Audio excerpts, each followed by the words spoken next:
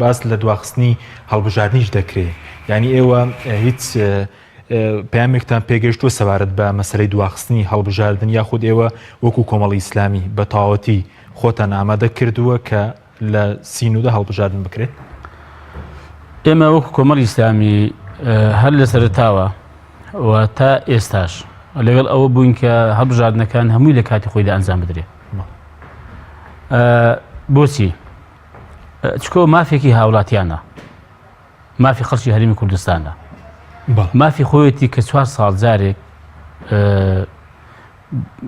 بچێتە سەر سندوقی دەنگدان و نوێنەرەکانی خۆی هەڵبژێرێ و ئەو حیزب و ئەو لیستانەی کە بەلایەوە پەسەندە پشتیوانی پژگیری بکەوە ئەوانش کە لە ڕابردوودا ئەگە دەنجی پێداون بۆ هەیە بۆ چونی گۆڕابێ بێنی وەلایەن بنێ یا مەسەلەن هەڵوێستێشکە بەرامبەر هەبێ.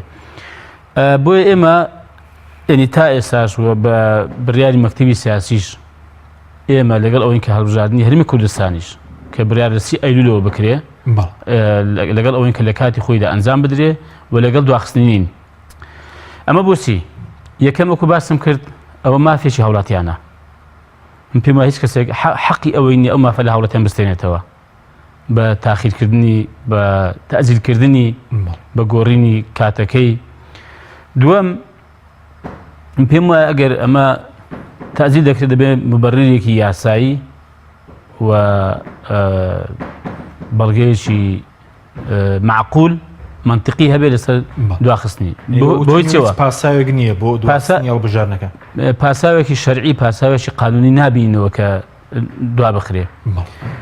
باسی حکوومەتی عێراقی دەکرێت کە دەڵێن بۆ ئەوەیە کە کورد بتوانێت بە یەک ریزی بە یەک هەڵوێستی بچێ گفتوگۆ لەگەڵ پێکاتە و لایەنەکانی عێراقی بکە بۆ پێکەنانی کابینەی داهاتووی عێراق.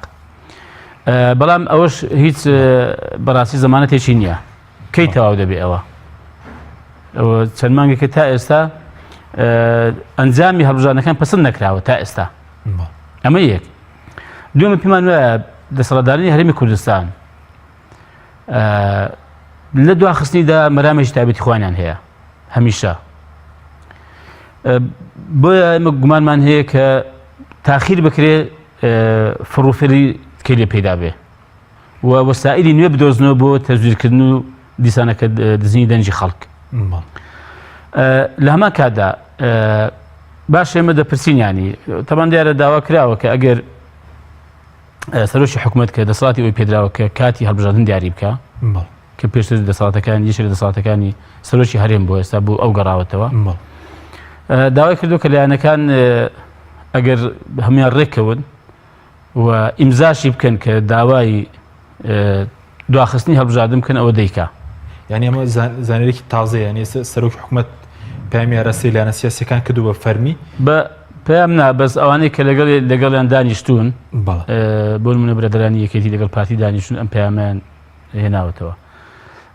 لایەنەکان بێکەوە ئەگەر دەیانەوێت دوا بخرێ پێویستە لایەنەکان هەمیان ڕێککەون و واژی بکەن و داوای بکەن کە هەڵبژاردننی سینۆ دوا بخرێت.